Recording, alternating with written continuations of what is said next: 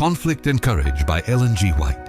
7 short years, March 1. And Jacob served 7 years for Rachel, and they seemed unto him but a few days, for the love he had to her. Genesis 29:20. How different his, Jacob's, arrival from that of Abraham's messenger nearly 100 years before. The servant had come with a train of attendants riding upon camels, and with rich gifts of gold and silver. The son was a lonely, footsore traveler, with no possession save his staff. Like Abraham's servant, Jacob tarried beside a well, and it was here that he met Rachel, Laban's younger daughter. Though he came portionless and unattended, a few weeks showed the worth of his diligence and skill, and he was urged to tarry.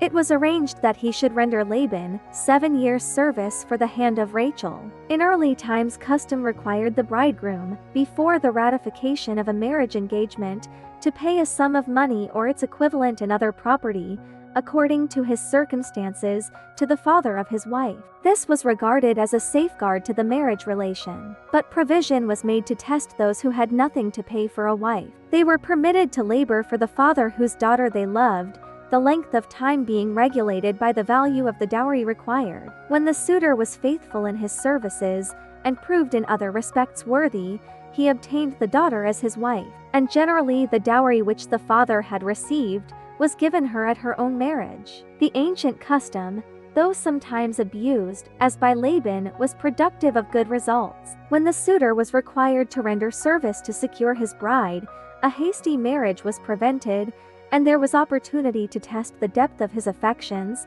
as well as his ability to provide for a family. In our time, many evils result from pursuing an opposite course. It is often the case that persons before marriage have little opportunity to become acquainted with each other's habits and disposition, and so far as everyday life is concerned, they are virtually strangers when they unite their interests at the altar. Many find, too late, that they are not adapted to each other, and lifelong wretchedness is the result of their union.